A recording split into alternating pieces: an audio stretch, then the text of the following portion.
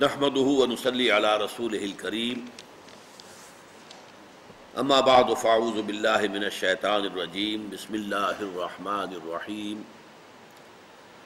ما اصاب من مصيبة الا باذن الله ومن يؤمن بالله يهد قلبه والله بكل شيء عليم واطيعوا الله واطيعوا الرسول فإن توليتم فإنما على رسولنا البلاغ المبين الله لا إله إلا هو وعلى الله فليتوكل المؤمنون صدق الله العظيم رب اشرح لي صدري ويسر لي أمري واحلل عقدة من لساني يفقهوا قولي اللهم ربنا ألهمنا رشدنا وأعذنا من شرور أنفسنا اللهم ارنا الحق حقا وارزقنا اتباعه وارنا الباطل باطلا وارزقنا اجتنابه آمین یا رب العالمین۔ اب ہم سورہ تغابن کے دوسرے رکوع کا آغاز کر رہے ہیں۔ ابھی میں نے اس کی صرف 3 آیتیں تلاوت کی ہیں۔ یہ میں آپ کو بتا چکا ہوں کہ 5 آیات میں ثمرات ایمان کا ذکر ہے کہ ایمان اگر حقیقی ہے، واقعی ہے، صحیح ہے، قلبی یقین والا ہے تو اس میں کیسے پھل لگتے ہیں، کیا اس کے نتائج ہیں، کیا ثمرات ہیں، کیا تبدیلیاں آتی ہیں انسان کے نقطہ نظر میں، طرز عمل میں۔ پھر 3 آیتوں میں پرزور دعوت آئے گی کہ اب ان تقاضوں کو پورا کرو۔ یہ جو 3 آیتیں آج اب میں نے پڑھی ہیں، ان میں اصل میں آپ ایک شخص کا تصور کیجئے انڈیویجول کی حیثیت سے۔ ہم میں سے ہر شخص کی حیثیتیں ہیں کہ میں ایک انڈیویجول ہوں، لیکن میرے گرد میرے گھر بار والے ہیں، رشتہ دار ہیں، خاندان ہے، قوم ہے، ملک ہے، یہ پھر اس کے بہت سے دائرے بنتے چلے جائیں گے۔ مال ہے، اسباب ہیں دنیاوی، یہ تمام چیزیں، لیکن ایک ہے میں اپنی ذاتی حیثیت میں، آپ اپنی ذاتی حیثیت میں، ایک فرد نوع بشر اپنی ذاتی حیثیت میں۔ اس فرد نوع بشر کی 2 یوں سمجھیے کہ ایسپیکٹس ہیں شخصیت کے۔ ایک کچھ احوال، کچھ حالات ہیں جو اس پر وارد ہوتے ہیں۔ کبھی کوئی بیماری آ گئی، کبھی کسی حادثے میں جو ہے وہ زخمی ہو گیا، کبھی کوئی نقصان پہنچ گیا کسی اعتبار سے، کسی نے اسے کوئی نقصان پہنچا دیا، تکلیف پہنچا دی، یہ ہے جو اس پر وارد آ رہا ہے۔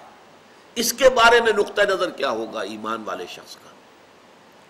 ایک ہے کہ مجھ سے صادر ہو رہے افعال، اعمال، میرا ہاتھ ہے کچھ کر رہا ہے، میرے پاؤں ہیں مجھے لے کر چل رہے ہیں، میری آنکھیں ہیں وہ دیکھ رہی ہیں، تو میرے جو یہ اعمال ہیں اس کے لیے پھر میں سکیم بناتا ہوں، بڑے پلاننگ کرتا ہوں، نقشے میرے ہوتے ہیں، میری امنگیں ہیں، میری تمنائیں ہیں، میری آرزویں ہیں، میری ایمبیشنز ہیں، اس کے لیے میں بھاگ دوڑ کرتا ہوں۔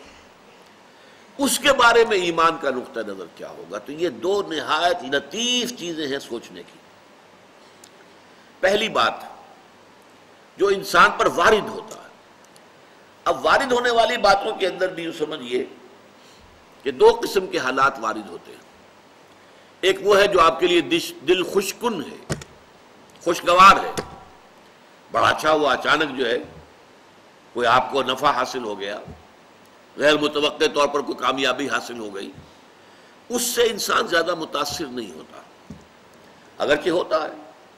اگر وہ ظرف کم ہوگا تو پانی چھلکے گا، آپے سے باہر ہو جائے گا، پھولے نہیں سمائے گا خوشی سے، لیکن زیادہ جو تاثر آدمی لیتا ہے وہ تکلیف، مصیبت، کوئی مصیبت آ گئی، کوئی تکلیف آ گئی، کوئی بیماری آ گئی، کوئی حادثہ ہو گیا، کوئی نقصان ہو گیا بہت بڑا، اس پر کیا ہوتا ہے کہ انسان ملول، غمگین، انتہائی مایوس ہو کر رہ جائے۔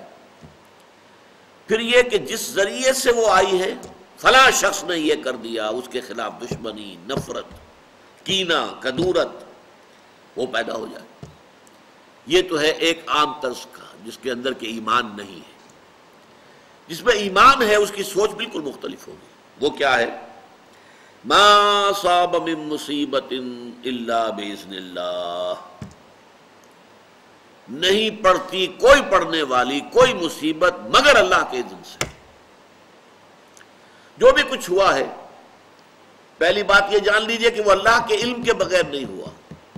واللہ بکل شیء علیم، یہ آیت اسی پر ختم ہوگی۔ اللہ ہر چیز کا جاننے والا ہے۔ اچانک یہاں کچھ نہیں ہوتا۔ یہ اندھا بہرا مادہ جو ہے یہاں پر اس کی کار فرمائی نہیں ہے، در حقیقت فیصلہ اللہ کا چل رہا ہے۔ جو شے بھی وقوع پذیر ہوتی ہے وہ ایک تو یہ کہ اللہ کے علم میں پہلے سے موجود ہوتی ہے، دوسرے یہ کہ اللہ کے اذن سے آتی ہے، چاہے کسی ذریعے سے آئے۔ کسی نے آپ کو اٹھا کر پتھر دے مارا، اس نے پتھر پھینکا آپ کی طرف، یہ اس کا کام تھا، یہ اس کا عمل تھا۔ اگر اللہ نہ چاہتا یہ پتھر آپ کو نہ لگتا۔ آپ کو لگا ہے تو یقیناً اذن رب سے لگا ہے۔ اب انسان اگر سوچے، میں یہ بھی کہہ سکتا ہوں کہ یہ پتھر مجھ نے مجھے مارا، اور میں یہ بھی کہہ سکتا ہوں کہ اللہ کی طرف سے آیا۔ اب سوچ سے نقطہ نظر میں کتنی بڑی تبدیلی آ جائے گی۔ پہلے نتیجے میں غصہ، انتقام، غضب یہ پیدا ہوگا اس شخص کے خلاف، اور دوسرے نتیجے میں یہ کہ ٹھیک ہے اللہ کی طرف سے ہے، جو اللہ نے چاہا وہ ہو گیا۔ فلاں نے یہ کر دیا، فلاں نے یہ کر دیا، فلاں نے مجھے اس تکلیف میں ڈال دیا، فلاں کی وجہ سے مجھے یہ نقصان ہو گیا۔ ان سارے سے بروں کشیر سے پیچا کہ ہست و بود مرا، چہا کے مقام رضا کشود مرا۔ اللہ کی طرف سے آئی ہے، میں راضی ہوں، میں مطمئن ہوں، میرے رب کی طرف سے ہے، جو کچھ ہے من جانب اللہ ہے۔ ما اصاب من مصیبت الا باذن اللہ، نہیں پڑتی کوئی پڑنے والی کوئی مصیبت، کوئی تکلیف مگر اللہ کے اذن سے۔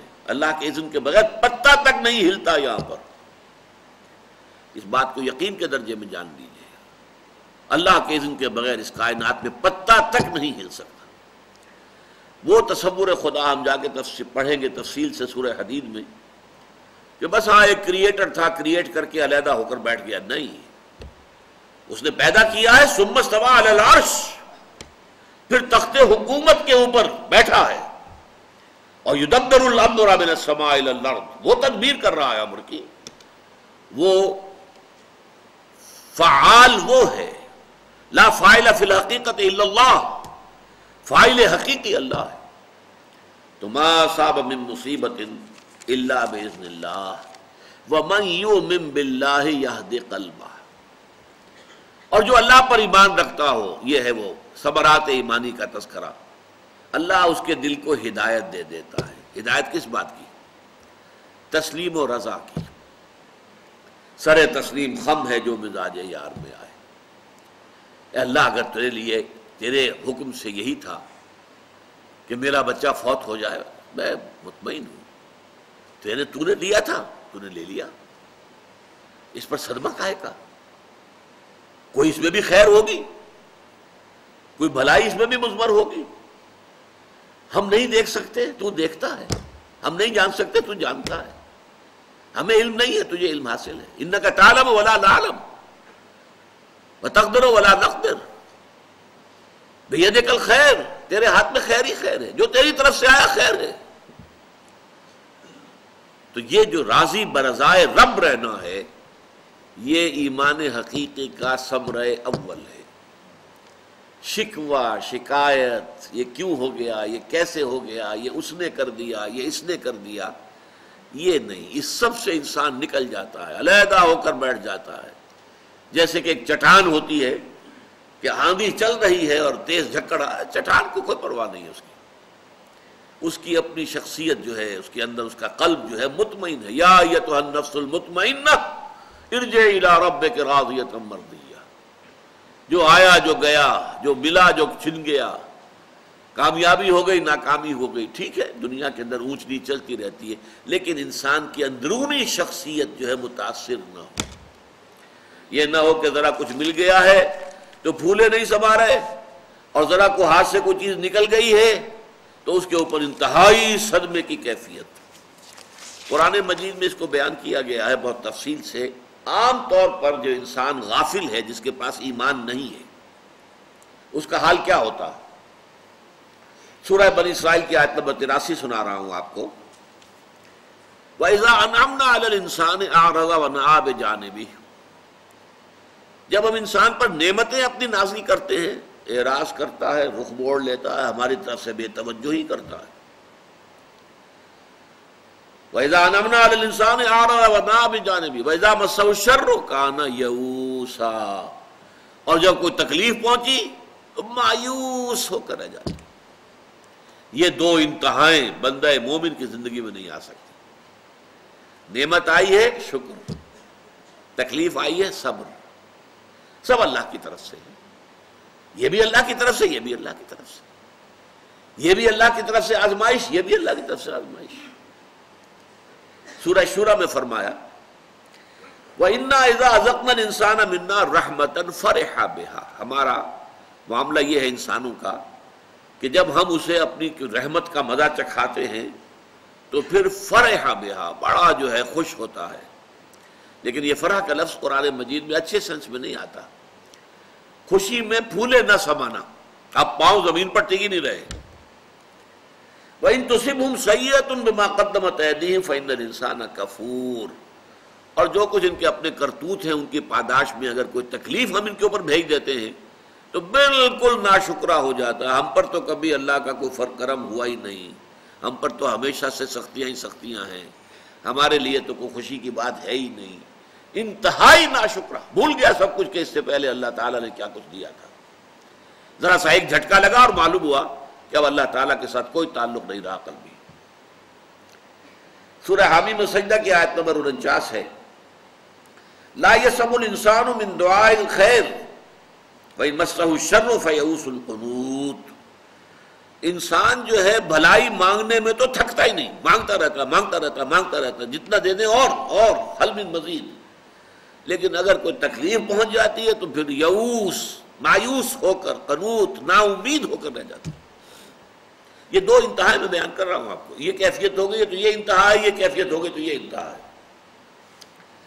سورہ ہود میں فرمایا آیات نمبر 10 و 11 وَلَئِنْ أَذَقْنَا الْإِنسَانَ مِنَّا رَحْمَةً ثُمَّ نَزَعْنَاهَا مِنْهُ إِنَّهُ لَيَئُوسٌ كَفُورٌ، جب انسان کو ہم اپنی نعمت کا مزہ چکھاتے ہیں اور پھر وہ اسے چھین لیتے ہیں تو مایوس اور نا امید ہو کر رہ جاتا ہے.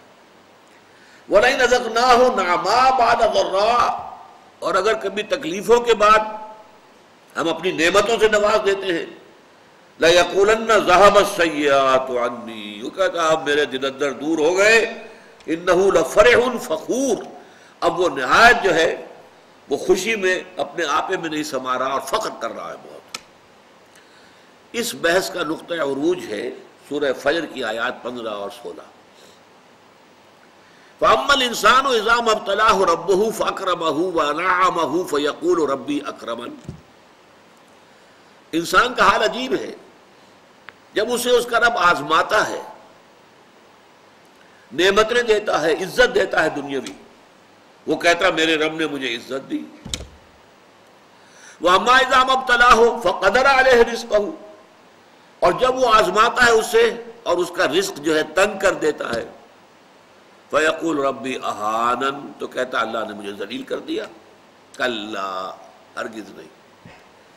یہ بڑا لطیف مقام ہے قرآن مجید کا، بہت کم لوگ اس کی گہرائی میں اتر سکے. اس میں برائی کیا ہے؟ اللہ نے نعمت دی، اللہ نے مجھے عزت دے دی، کیا خرابی ہوئی اس میں؟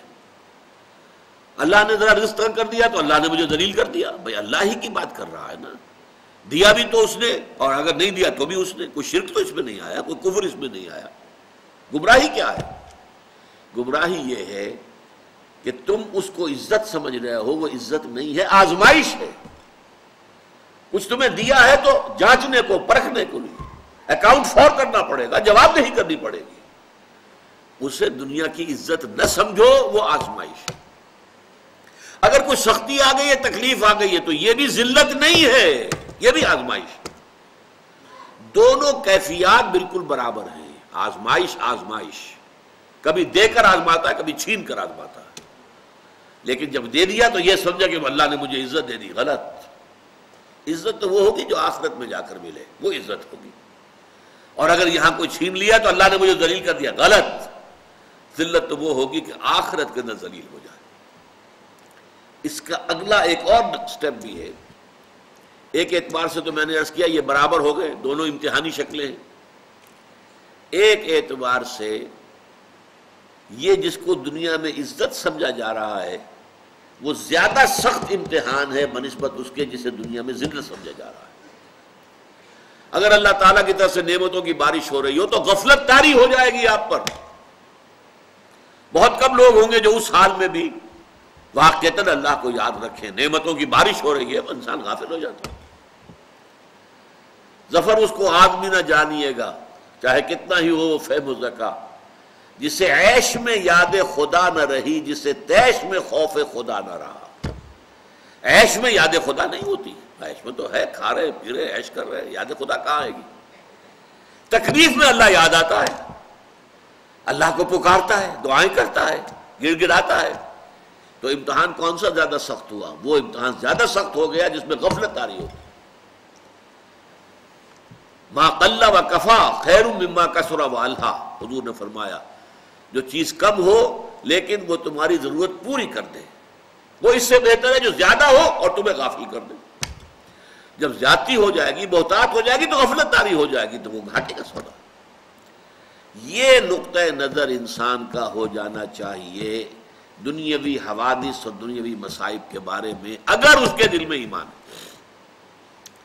ام المصبحات میں یہ مضمون آیا ہے، وہ تو پھر سورہ حدید جب پڑھیں گے پوری تفصیل سے پڑھیں گے، لیکن اس آیت کا ترجمہ یہاں پر بھی کر دیجئے۔ ما اصاب من مصیبت فی الارض ولا فی انفسکم الا فی کتاب من قبل ان نبراہا، نہیں پڑتی کوئی پڑھنے والی کوئی مصیبت کوئی تکلیف مگر یہ کہ وہ ایک کتاب میں پہلے سے درج ہے، اللہ کے علم کے اندر پہلے سے ہے۔ ایسے نہیں کہ اچانک، جسے ہم کہتے ہیں bold from the sky, bold from the heaven, نہیں، کوئی چیز نہیں آتی، اللہ کے علم میں پہلے سے ہے۔ من قبل ان نبراہا، اس سے پہلے کہ ہم اسے ظاہر کریں۔ ان ذالک علی اللہ یسیر، یہ اللہ تعالیٰ پر بہت آسان ہے۔ لکہ لا تاسوا علی ما فاتکم، تاکہ جو چیز تم سے چھن جائے جاتی رہے اس پر رنج مت کیا کرو۔ ولا تفرحوا بما آتاکم، اور یہ کہ زیادہ فخر نہ کیا کرو اور زیادہ خوشیاں نہ منایا کرو اس پر جو اللہ تمہیں دے دے۔ واللہ لا یحب کل مختال فخور، اللہ تعالیٰ جو ہے یہ اکڑنے والے شیخی خورے جو ہیں کہ نعمتیں زیادہ ہو گئی تو گردن اکڑ گئی، یہ اللہ کو پسند نہیں۔ اب یوں سمجھیے کہ یہ پینڈولم جو ہے کسی نہ کسی درجے میں تو انسان میں آتا ہی ہے۔ اچھی بات آئی تو کچھ خوشی ہوگی، کوئی تکلیف آ گئی تو کچھ نہ کچھ رنج تو ہوگا، لیکن ایک ہے غفلت۔ غفلت میں یہ کہ کچھ مل گیا تو پھولے نہیں سنوار رہے خوشی میں، اور کچھ چھن گیا تو انتہائی مایوس ہو گئے۔ یہ پینڈولم جو ہے جتنی اس کی وسعت زیادہ ہوگی اتنا ہی اللہ سے انسان دور ہے، محجوب ہے، غافل ہے۔ جتنی اس کے اندر جو ہے کمی ہو جائے گی، تھوڑا بہت اثر تو ہر انسان پر ہوتا ہے۔ فتح ہے تو یقیناً اس سے کوئی نہ کوئی خوشی تو ہوگی، شکست ہوئی ہے تو یقیناً اس سے کچھ نہ کچھ جو ہے رنج تو ہوگا، لیکن یہ کہ شکست ہو گئی ہے تو ہمت ٹوٹ گئی، اب آئندہ حوصلے جواب دے گئے اور بالکل جو ہے انسان شل ہو کر بیٹھ رہا، یہ نہیں۔ اور اگر فتح ہو گئی تو شادیانے بج رہے، عیش ہو رہے، طرب ہو رہا، کچھ نہیں۔ یہ ہے یہ پینڈولم، جتنا بھی اس کی سوئنگ زیادہ ہوگی اتنا ہی گویا کہ اللہ تعالیٰ سے انسان دور ہے، اور جتنا یہ کم ہوگا اتنا ہی گویا کہ حقائق سے وہ آگاہ ہے۔ لیکن اس کو یہ بھی جان لینا چاہیے کہ اس کا یہ مطلب نہیں ہے کہ انسان جو ہے مجرموں کو سزا نہ دی جائے، یہ مطلب نہیں۔ یہ ٹھیک ہے فلاں شخص نے مارا، مجھے تو لگا ہے پتھر تو اللہ تعالیٰ نے مارا ہے تو لگا ہے، اس کے مارنے سے نہیں لگ سکتا تھا اگر اللہ نہ چاہتا، یہ بات ٹھیک ہو گئی، لیکن اس نے مارا ہے، اس کی سزا ملنی چاہیے، یہ دوسری بات ہے۔ یہ معاشرے کو درست رکھنے کے لیے سزا، وَلَكُمْ فِي الْقِصَاصِ حَيَاتٌ يَا أُولِي الْأَلْبَابِ، مجرموں کو سزا دینے کا معاملہ قرآن مجید میں تاکیداً قصاص میں زندگی ہے۔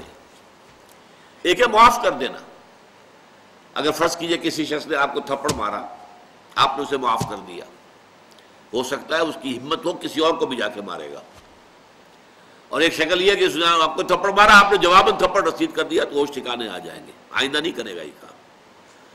اگر آپ نے معاف کیا، فرض کیجئے کہ نظریہ آئے کہ اگر میں معاف کر دوں تو یہ اصلاح کر لے گا، اس کے اندر بہتری پیدا ہو جائے گی، اگر اس کے آثار ہوں تو معاف کر دینے میں حرج نہیں ہے۔ وَإِن تَعْفُوا وَتَصْفَحُوا وَتَغْفِرُوا فَإِنَّ اللَّهَ غَفُورٌ رَحِيمٌ۔ لیکن یہ کہ عام حالات کیا ہیں دنیا کے کہ مجرم کو سزا ملنی چاہیے تاکہ جرم کا استئصال ہو سکے، یہی فلسفہ ہے اسلام کے اندر۔ سزائیں نہایت سخت ہیں، ہمارے ہاں بے نظیر نے تو کہہ دیا تھا وحشیانہ ہے، معاذ اللہ ثم معاذ اللہ، اس میں کوئی شک نہیں، سخت سزائیں ہیں۔ ہاتھ کاٹ دینا چوری کے اوپر سخت سزا ہے، لیکن چوری پھر ختم ہو جائے گی معاشرے سے، چوری نہیں رہے گی۔ باقی آپ جتنی سزائیں دے دیں، چوری کا کوئی جو ہے آپ سد باب کر ہی نہیں سکتے۔ امریکن سوسائٹی کے اندر تعلیم ہے، تربیت ہے، یہ ہے، وہ ہے، ذرائع ابلاغ ہے، قانون ہے، سب کچھ ہے، چوری ہے، ڈاکے ہے، ہائنس کرائم موجود ہے، سخت ترین بدترین جو ہے وہ جرم موجود ہے، وہاں پر کوئی اصلاح نہیں ہوتی۔ سعودی عرب میں یا کہیں بھی اگر طالبان نے اگر ہاتھ کاٹنے کا معاملہ کیا تھا، چوری ختم ہو گئی تھی۔ اگر قتل کے قصاص کا معاملہ کیا گیا کہ کھلے میدان کے اندر جو ہے وہ آدمی کی گردن اڑائی گئی، یا اگر کسی نے مارا تھا کسی کو پستول سے تو پھر اس کے ولی نے، اس کے وارث نے پستول ہی سے اسے مارا، اور کسی نے اگر کسی کو ذبح کیا تھا تو پھر اس کے جو بھی وارث تھے اس نے اس کو ذبح کیا۔ اس کے بعد کیسا امن و امان ہوا پورے افغانستان کے اندر۔ آپ مشرق سے مغرب تک چلے جاتے طالبان کے دور میں، کہیں کوئی غضب نہیں، کوئی تکلیف نہیں، کوئی مصیبت نہیں۔ تو ایریڈیکیشن آف کرائم اس کے بغیر ممکن نہیں ہے۔ تو یہ مطلب اس کا نہیں ہے، یہ ہے آپ کی اندرونی سوچ۔ جو کچھ آتا ہے بغیر اذن رب نہیں ہے، لہذا جو بھی کچھ آیا ہے تو اللہ تعالیٰ جو ہے اس کے اوپر آپ کو راضی برضائے رب رہنے کی توفیق عطا فرمائے۔ یہ تسلیم و رضا ہے، راضی برضائے رب، رضائے رب پہ راضی رہے۔ یہ حرف آرزو کیسا، خدا خالق، خدا مالک، خدا کا حکم تو کیسا، یہ یوں ہونا چاہیے، یہ یوں ہونا چاہیے، یہ اس طرح۔ بھائی تم ہو کون؟ اللہ کا حکم چلے گا، اللہ کی مرضی چلے گی۔ تم یہ دیکھو تمہارا فرض کیا ہے وہ ادا کرو، اللہ اللہ خیر اللہ ہوگا وہ جو اللہ چاہے گا۔ تم اپنا فرض ادا کرو تاکہ اللہ تعالیٰ کے ہاں جا کر سرخرو ہو جاؤ، اے اللہ میں اپنی حد تک جو ہے اپنا وہ فرض ادا کرتا رہا، بس اس میں ہماری نجات ہے، اس میں ہم سرخرو ہو جائیں گے۔ اسی طریقے سے ظالموں سے انتقام نہ لیا جائے، یہ بھی غلط ہے۔ انتقام لینے کے لیے بھی سورہ شورى کے اندر بڑی تفصیل سے آیا ہے، وَالَّذِينَ إِذَا أَصَابَهُمُ الْبَغْيُ هُمْ يَنْتَصِرُونَ، جن پر زیادتی ہوتی ہے وہ بدلہ لیتے ہیں۔ اور تیسری بات یہ کہ ظلم اور استحصال کے خاتمے کی جد و جہد بھی لازم ہے۔ لہذا اس کا مطلب راضی برضائے رب کا یہ نہیں ہے کہ آپ مجرموں کو سزا نہ دیں، ظالموں کا سے انتقام نہ لیں، ظلم اور استحصال کے نظام کو ختم کرنے کی کوشش نہیں، یہ مطلب نہیں۔ مطلب یہ ہے، یہ ضرور جان لیجئے کہ اگر کوئی نقصان ہو گیا ہے تو اب اس کے اوپر جو ہے غم میں، غصے میں، رنج میں بالکل بجھ کر رہ گئے اور ہمت جواب دے گئی، کمر یہ شکل درست نہیں ہے۔ اللہ کی طرف سے آیا معاملہ تو ٹھیک ہے، یقیناً اس کے ہاتھ میں خیر ہے، بِیَدِکَ الْخَیرُ إِنَّکَ عَلیٰ کُلِّ شَیْءٍ قدیر۔ یہ ایک پہلو ہوا۔ اب دوسرا پہلو ایمان کے ثمرات میں سے دوسرا، وہ اطیعوا اللہ و اطیعوا الرسول فَإِن تَوَلَّیْتُمْ فَإِنَّمَا عَلَىٰ رَسُولِنَا الْبَلَاغُ الْمُبِینُ۔ میں نے کہا تھا ایک ہماری شخصیت کا رخ یہ جو ہم پر وارد ہو رہا ہے، ما اصاب من مصیبت الا باذن اللہ ومن یؤمن باللہ یہد قلبہ واللہ بکل شیء علیم۔ ایک جو ہم سے صادر ہو رہا ہے، اعمال صادر ہو رہے ہیں، ہم اپنے اعضاء و جوارح سے کوئی کام کر رہے ہیں، یہ اعمال جو ہمارے وجود سے صادر ہو رہے ہیں، ان کے ضمن میں یہ ہے کہ یہ اللہ تعالیٰ اور اس کے رسول کی اطاعت کے سانچے میں ڈل کر نکلے، اپنی مرضی نہیں، اللہ اور اس کے رسول کی مرضی۔ اطاعت کے معنی کیا ہے؟ Submission, obedience. لیکن سبمیشن اوبیڈینس جو ہے ایک ہوتی ہے جبرن، زبردستی، کوئی حاکم ہے وہ اپنے جبر کے ساتھ آپ سے اپنی اطاعت کروا رہا ہے، نہیں۔ یہ اطاعت کا لفظ بنا طوع سے، طوع اور کرہ، طوعا و کرہا، یہ قرآن مجید میں بار بار آتا ہے۔ ایک ہے کہ انسان کرے اپنی طبیعت کی آمادگی سے، طوع اس کو کہتے ہیں۔ ایک یہ ہے کہ مجبوری سے کر رہا ہو، یہ کرہ ہے۔ لہذا اطاعت کے معنی ہے اللہ اور اس کے رسول کے احکام کی فرما برداری طبیعت کی آمادگی کے ساتھ، خوش دلی کے ساتھ۔ تمہارے ہاتھ سے کوئی ایسا فعل صادر نہ ہو جو اللہ اور اس کے رسول کے حکم کے خلاف ہو، تمہارے پاؤں تمہیں لے کر اس راستے پر نہ چلے کہ جن میں اللہ اور اس کے رسول کی ناراضگی ہے، تمہاری نگاہ اس جگہ نہ پڑے جہاں پر کہ اللہ اور اس کے رسول کو اس کا پڑھنا پسند نہیں ہے، تمہاری کان وہ چیز نہ سنے کہ جس کا سننا اللہ کو پسند نہیں ہے۔ تمہارے یہ سارے اعضاء و جوارے جو ہیں، ان سے صادر ہونے والے افعال و اعمال، وہ سب اللہ اور اس کے رسول کی اطاعت کے سانچے میں ڈھل کر صادر۔ اطیعوا اللہ و اطیعوا الرسول وَإِن تَوَلَّيْتُمْ، اور اگر تم نے پیٹھ موڑ لی، روگردانی کی، نہیں حکم مانا، اللہ کے احکام کو توڑا، اپنی آزاد مرضی چلائی، اپنے خواہشات کے مطابق چلے، تو جان لو کہ ہمارے رسول پر سوائے صاف صاف پہنچا دینے کی اور کوئی ذمہ داری نہیں ہے۔ پھر تم مسئول ہو، رسول مسئول نہیں ہے، رسول نے پہنچا دی بات، اللہ کے احکام پہنچا دیے، اللہ نے اس شے کو حرام کیا، اس شے کو حلال کیا۔ وَأَحَلَّ اللَّهُ الْبَيْعَ وَحَرَّمَ الرِّبَا، اللہ نے بیع کو حلال کیا ہے، سود کو حرام کیا ہے۔ رسول کا کام تھا پہنچا دے، اس نے پہنچا دیا، اب جواب دہی تمہیں کرنی ہوگی۔ اس کے باوجود اگر تم سود میں ملوث ہوئے تو جواب دہی تمہیں کرنی ہوگی، سزا تمہیں بھگتنی ہوگی، عذاب تمہیں جھیلنا ہوگا۔ تو فَإِن تَوَلَّيْتُمْ، اگر تم رخ موڑ لو گے تو ظاہر کہ فَإِنَّمَا عَلَىٰ رَسُولِنَا الْبَلَاغُ الْمُبِينُ، تو ہمارے رسول پر سوائے صاف صاف پہنچا دینے کی اور کوئی ذمہ داری نہیں۔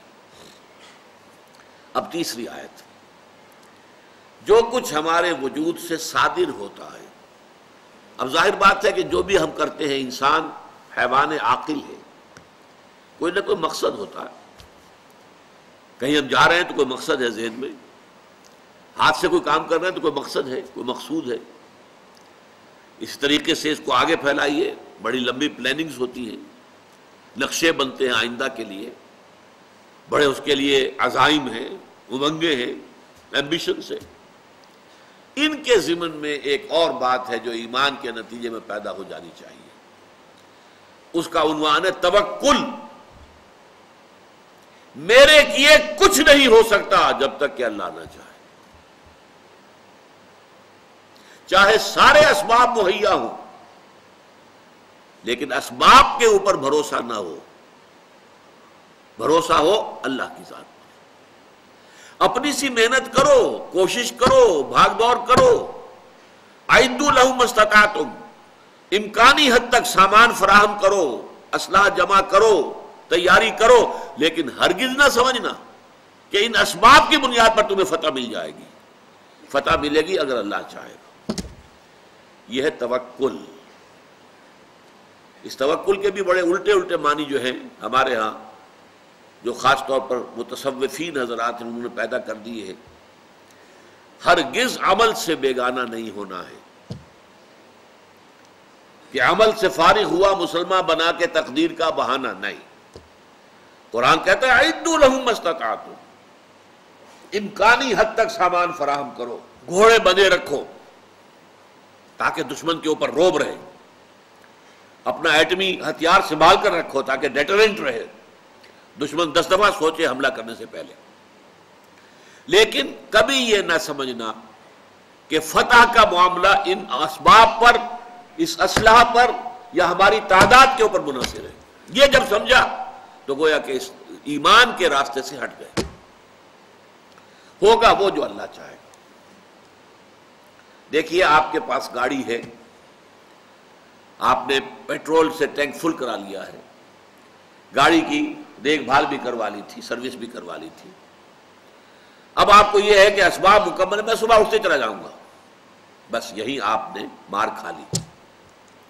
انشاءاللہ میں صبح اٹھتے ہی چلا جاؤں گا، انشاءاللہ کہیں گے تو یہ ایمان ہے، اور اگر نہیں کہا تو یہ محجوبیت ہے، یہ غفلت ہے، اللہ سے دوری ہے۔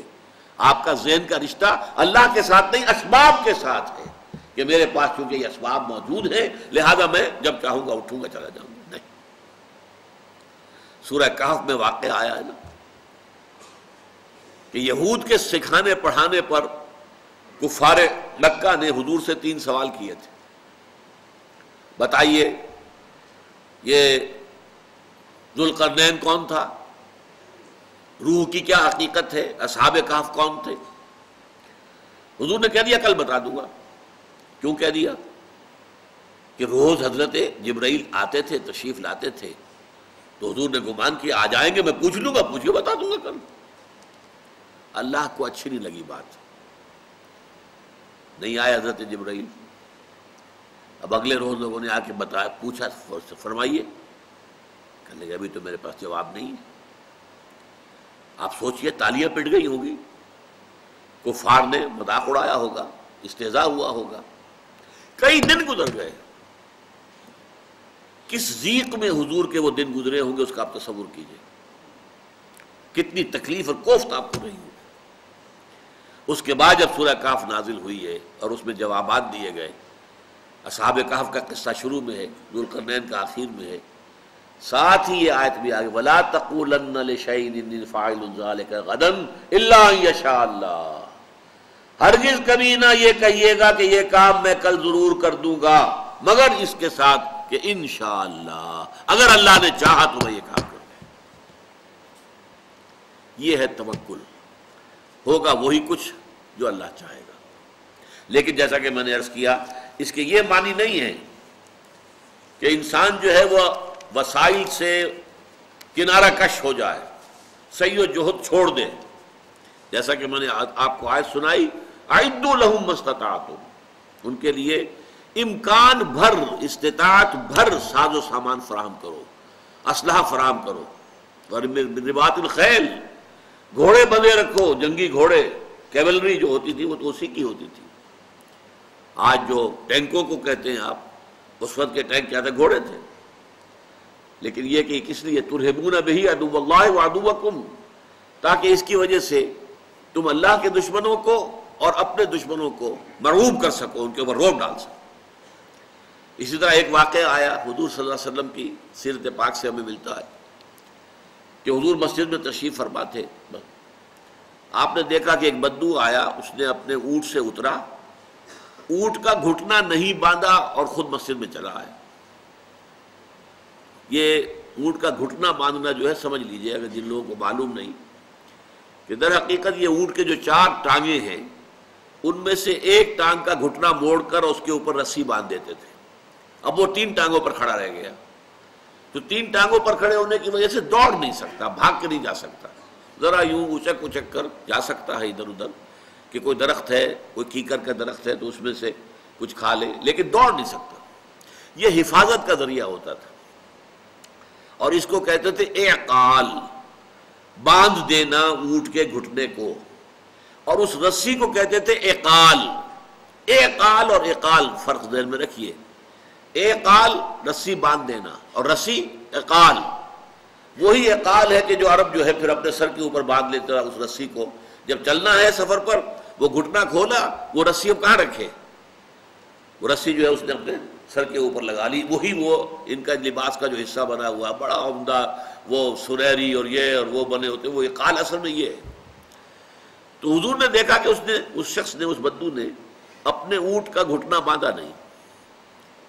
اندر جب آیا وہ شخص تو حضور نے پوچھا تم نے اپنے اونٹ کا گھٹنا کیوں نہیں باندھا؟ اس نے کہا میں نے اللہ پر توکل کیا۔ حضور نے فرمایا غلط، عاقلھا، جاؤ اس کا گھٹنا باندھو، ثم توکل، پھر اللہ پر توکل کرو۔ اسباب و وسائل کو ترک کر دینا توکل نہیں ہے، لیکن یہ ذہن میں رکھنا کہ اسباب و وسائل سے کچھ نہیں ہوگا جب تک کہ اللہ کا اذن نہ ہو، اللہ کی مرضی نہ ہو۔ ہمارا سارا دار و مدار، بھروسہ، توکل ذات باری تعالیٰ پر۔ یہی بات ہو گئی تھی غزوہ حنین میں، 12,000 کا لشکر تھا حضور کے ساتھ۔ یوں سمجھیے کہ یہ اس وقت تک، ویسے تو بعد میں غزوہ تبوک میں 30,000 کا لشکر بھی آپ کے ساتھ تھا، لیکن غزوہ حنین تو سن 8 میں ہو رہا ہے، وہ سن 9 میں ہے، تو 12,000، 10,000 اصل میں صحابہ کرام تو گئے تھے حضور کے ساتھ، فتح مکہ کے موقع پر موجود تھے۔ وہاں جو کچھ لوگ نئے ایمان لے آئے فتح مکہ کے بعد، اور کچھ ایمان تو نہیں لائے لیکن مسلمانوں کے ساتھ شامل ہو گئے، وہ بھی فوج میں شامل ہو گئے، تو 12,000 کی نفری بن گئی۔ تو کچھ گمان ہو گیا مسلمانوں کو کہ کبھی ہم 313 ہوتے تھے تو مار نہیں کھاتے تھے، شکست نہیں ہوتی تھی، آج ہمیں کون شکست دے سکتا ہے؟ ہم 12,000 ہیں۔ قرآن مجید میں سورہ توبہ میں ذکر ہے وَيَوْمَ حُنَيْنٍ اِذْ أَعْجَبَتْكُمْ كَثْرَتُكُمْ، اور ذرا اس دن حنین کے دن کو یاد کرو جبکہ تمہیں اپنی کثرت پر ناز ہو گیا تھا، گھمنڈ ہو گیا تھا، تم سمجھتے تھے اس کثرت تعداد کی وجہ سے کامیابی یقینی ہے۔ نتیجہ کیا نکلا؟ یہ 12,000 کا لشکر ذرا پہاڑی علاقے میں سے گزر رہا تھا، دونوں طرف پہاڑیوں پر قبیلہ حوازن کے جو تیر انداز تھے وہ چھپ کر بیٹھے ہوئے تھے۔ جیسے قافلہ یہ لشکر آیا درمیان میں، انہوں نے وہ تیر اندازی کی ہے، وہ تیر اندازی کی ہے، بھگدڑ مچ گئی، سب مسلمان ادھر ادھر تتر بتر ہو گئے۔ بعض روایات میں تو علامہ شبلی نے تو لکھا ہے 30-40 صرف رہ گئے حضور کے ساتھ 12,000 میں سے۔ سید سلیمان ندوی نے اس کی تصحیح کی ہے، نہیں 300-400 تھے، 30-40 نہیں، لیکن 12,000 میں سے صرف 300-400 کا رہ جانا بھی کتنی بڑی بھگدڑ ہے۔ 11,600 تو بھاگ گئے نا۔ تو یہ اللہ تعالیٰ نے انہیں دکھا دیا نتیجہ۔ پھر حضور صلی اللہ علیہ وسلم خود اپنی سواری سے اترے، علم اپنے ہاتھ میں لیا، زندگی میں پہلی مرتبہ رجز پڑھا، انا النبی لا کذب انا ابن عبد المطلب، میں نبی ہوں اور اس میں کوئی جھوٹ نہیں ہے۔ 12,000 کا لشکر میرے ساتھ ہو تب بھی میں نبی ہوں، اور کوئی میرے ساتھ نہ ہو تب بھی میں نبی ہوں۔ میری نبوت کا دار و مدار لوگوں کا ساتھ دینے پر نہیں ہے، اور میں ہوں عبد المطلب کا بیٹا، یعنی آپ نے اپنے دادا کا ذکر کیا، اس لیے کہ آپ کے جو والد تھے عبداللہ وہ تو فوت ہو گئے تھے آپ کی ولادت سے بھی پہلے اور نوجوانی میں، تو ان کا کوئی خاص نام نہیں تھا، کوئی خاص ان کی حیثیت جو ہے وہ قبیلے کے اندر مکے میں نہیں تھی۔ دادا عبد المطلب تو بہت بڑی شخصیت تھے۔ انا ابن عبد المطلب، میں عبد المطلب کا بیٹا یعنی پوتا یا موجود ہوں میدان میں۔ پھر آپ نے آواز لگائی الیہ یا عباد اللہ، ہے میرے اللہ کے بندو آؤ میری طرف، کہاں جا رہے ہو؟ اس میں پھر آواز نہیں، الیہ یا اصحاب البدر، ہے بدر والوں جو بدر میں شریک تھے آؤ، کہاں جا رہے ہو؟ الیہ یا اصحاب الرضوان، رضوان بیعت رضوان کرنے والے آؤ، اصحاب الشجرہ آؤ، کہاں جا رہے ہو؟ پھر لوگ آ گئے۔ لیکن ایک مرتبہ اللہ تعالیٰ نے نقشہ دکھا دیا کہ ساز و سامان دنیاوی پر بھروسہ نہ کرو، ہاں ساز و سامان دنیاوی فراہم کرو، اسباب سے مستغری نہ ہو جاؤ، لیکن کبھی بھی یہ نہ سمجھنا کہ تمہارے اپنے اسباب سے، وسائل و ذرائع سے، تمہاری طاقت سے، تمہاری صلاحیت سے، تمہاری ذہانت سے، تمہاری فطانت سے کوئی نتیجہ نکلے گا۔ نتیجہ وہ نکلے گا جو اللہ چاہے گا۔ اسی کو کہتے ہیں تفویض الامر الی اللہ، اپنے معاملے کو اللہ کے حوالے کر دینا۔ وَأُفَوِّضُ أَمْرِي إِلَى اللَّهِ إِنَّ اللَّهَ بَصِيرٌ بِالْعِبَادِ، میں نے اپنا معاملہ اللہ تعالیٰ کے حوالے کر دیا، یقیناً اللہ تعالیٰ اپنے بندوں سے کو دیکھ رہا ہے، وہ میرے حالات کو دیکھ رہا ہے، میری کیفیات کو دیکھ رہا ہے، میرے مسائل اور میری مشکلات سے واقف ہے، وہ ہر شے کا جاننے والا ہے، وہ میری ضروریات کو مجھ سے بڑھ کر جانتا ہے۔ جیسے کہ گاؤں کے اندر دیہات میں آپ کو معلوم ہے بڑا جاگیردار ہو، بڑا وڈیرا ہو، اگر کسی عام آدمی کو اس کی سرپرستی حاصل ہو جائے تو کتنا اطمینان اسے ہوتا ہے کہ مجھے کوئی کیا نقصان پہنچائے گا۔ لوگوں کو معلوم ہے کہ یہ جاگیردار کا، وڈیرے کا، فلاں کا، یہ تو در حقیقت ان کا خاص آدمی ہے۔ تو اگر آپ اللہ کے ہو جائیں گے، من کان للہ کان اللہ لہ، جو اللہ کا ہو جائے گا اللہ اس کا ہو جائے گا۔ اللہ کا ولی اور کسی کو کہتے ہیں؟ اللہ ولی الذین آمنوا یخرجہم من ظلمات الی النور، اللہ ولی ہے اہل ایمان کا، وہ انہیں نکالتا ہے اندھیروں سے روشنی کی طرف۔ اسی میں حضور نے ایک مرتبہ حضرت ابن عباس رضی اللہ تعالی عنہما کو، وہ حضور کے ساتھ چچا زاد بھائی بھی تو تھے نا، تو سواری پر حضور کے پیچھے بیٹھے ہوئے تھے گھوڑے یا اونٹ پر۔ فقال علی، تو حضرت عبداللہ ابن عباس فرماتے ہیں کہ حضور نے مجھ سے کہا یا غلام، اے بیٹے، اے لڑکے، انی اعلمک کلمات، میں تمہیں چند باتیں تلقین کرتا ہوں، دل کے کانوں سے سنو اور انہیں محفوظ رکھو۔ احفظ اللہ یحفظ کا، تم اللہ کی حفاظت کرو اللہ تمہاری حفاظت کرے گا، یعنی اللہ کو یاد رکھو، تمہارا قلب اللہ سے غافل نہ ہو جائے، اللہ کی حفاظت یہ ہے، تو اللہ تمہاری حفاظت کرے گا، وہی تمہیں یاد رکھے گا، تم اللہ کو یاد رکھو۔ احفظ اللہ تجدہ تجاہک یا امامک، دو الفاظ ہیں، اللہ کو یاد رکھو گے تم اسے اپنے سامنے موجود پاؤ گے، ہر وقت مدد کرنے کے لیے تیار ہے اللہ تعالیٰ، بشرطے کہ تمہارے دل میں اللہ کے اوپر یقین موجود ہے، اللہ پر جو ہے ایمان موجود ہے۔ اذا سألت فاسأل اللہ، جب کوئی شے مانگنے کا خیال ہو، مانگنے کی ضرورت ہو، اللہ سے مانگو، کسی سے مت مانگو۔ نوٹ کیجئے اس بات کو، حضور نے فرمایا ایک اور حدیث میں، جوتے کا تسمہ بھی اگر تمہیں چاہیے تو اللہ سے مانگو، کسی انسان سے نہ مانگو، اللہ تعالیٰ جیسے چاہے گا کسی کے دل میں ڈال دے گا اور وہ چیز آپ تک پہنچ جائے، مانگو اللہ سے۔ اذا سألت فاسأل اللہ وَإِذَا اسْتَعَنْتَ فَاسْتَعِنْ بِاللَّهِ، اور جب استعانت کرنی ہو، مدد چاہنی ہو تو صرف اللہ سے مدد مانگو۔ استغناء عن الخلق، مخلوق سے انسان جو ہے بالکل مستغنی ہو جائے، کسی کے ہاتھ میں نہیں ہے، لا حول ولا قوت الا باللہ، یہ ہے اللہ کے حوالے اپنے معاملے کو کر دینا۔ یہ تین چیزیں انسان کی داخلی نفسیات اور عمل کے اندر ایمان کے مظاہر، ایمان کے نتائج، ایمان اگر حقیقتاً ہے، نمبر ایک راضی برضائے رب، رضائے رب پہ راضی رہے، یہ حرف آرزو کیسا، اسی کو اقبال نے کہا ہے، برو کشید ز پیچا کے ہست بود مرا، چے اقدہا کے مقام رضا کشود مرا، راضی برضائے رب ہر حال میں۔ نمبر دو، اعمال جو بھی صادر ہوں وہ سانچے میں ڈھلے ہوئے ہوں اطاعت خدا بندی اور اطاعت رسول کے۔ نمبر تین، توکل صرف اللہ پر ہو، بھروسہ کسی شے پر نہ ہو، مادی وسائل پر نہ، اپنی طاقت پر نہ، اپنی ذہانت پر نہ، اپنی فطانت پر نہ، اپنی صلاحیت پر، حتی الامکان کوشش کرو، لگے رہو، وسائل کو استعمال کرو، محنت کرو، لیکن نتیجے کے لیے جان لو کہ وہ اللہ کے ہاتھ میں ہے۔ نمبر چار، ہمیشہ اپنا معاملہ اللہ کے حوالے کیے رکھو، وَأُفَوِّضُ أَمْرِي إِلَى اللَّهِ إِنَّ اللَّهَ بَصِيرٌ بِالْعِبَادِ، میں اپنا معاملہ اللہ کے حوالے کرتا ہوں۔ تو میں نے جیسا کہ عرض کیا، تم اللہ کے ہو جاؤ، اللہ تمہارا ہو جائے گا، من کان للہ کان اللہ لہ، اور پھر ظاہر بات ہے اللہ جس کا ہو جائے اب اسے کسی اور کی کیا ضرورت باقی رہ جائے۔